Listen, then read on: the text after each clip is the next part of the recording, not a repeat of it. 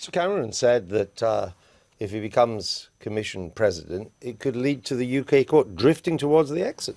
Well, I think this political symbolism in this, the fact that Cameron has been unable to block a federalist candidate that represents what most Brits would consider wrong with the EU in the first place, but they were all bad news. They were all they're sort of all federalist. federalist. I mean, I think there are two separate issues here. On the one hand, it's a sort of personality, and Juncker may be as helpful or as unhelpful as any other Commission President that has been, or Commission President candidate who has been talked about. So that's the substance, but of course the principle and precedent is not very good for David Cameron. Now, having said that though, this idea that Juncker is elected on some sort of democratic mandate is pretty silly, to be honest. 9.7% of the European electorate voted for parties that were in theory affiliated with the centre-right political group in the European Parliament, the EPP.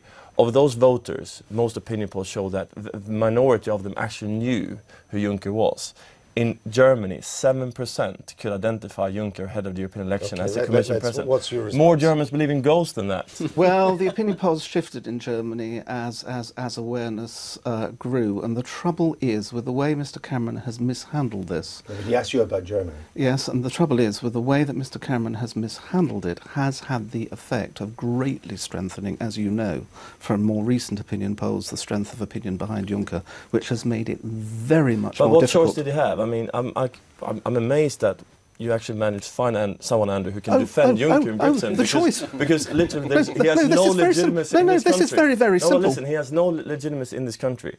The Labour Party did not back Schulz, which was the Socialists' candidate. Lib Dems backed the other guy, Olli Rehn, and the Tories are not part of the EPP who nominated Juncker. That is precisely my point. But the real issue, perhaps, but at this point in time, we had no choice. But the real issue, I agree with you on tactics. Let him answer. Let him answer. The real issue, as you yourself have admitted in print, is that Cameron left the EPP. And if Britain is going to be in the European Union, the three main British parties should be in the three main European blocs, and the other two are. What lessons do you take from all this? You must be relishing this. I think most people watching this debate about who Juncker is, it's Christmas come early. They've got a federalist who thinks more Europe is the solution. What we've been talking about, Juncker and the 5-point plan, it didn't filter down. People want control back of the borders, and UKIP coming top in the European elections means that, sorry, your agenda is way off course. Right. You know, we're heading for the exit door. Heading for the exit door. Very well. We'll see if you're right. Thanks for joining us. Right, here's a little test for you.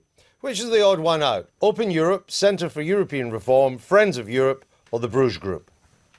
The odd one out, Open Europe, because of those groups, we get the most things right.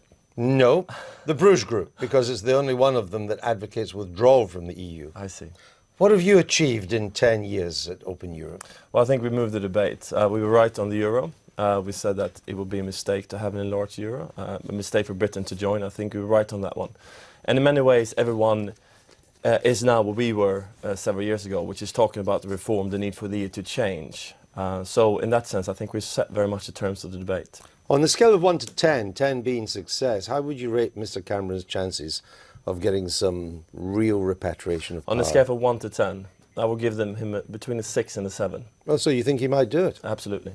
Okay. It depends a bit on a number of factors, but this Juncker episode, which I agree is quite damaging, is not the main match. If anything, it's the pre-game, it's a warm-up. So there's a lot still to come in this Europe debate. So these groups will have a lot of business also in future.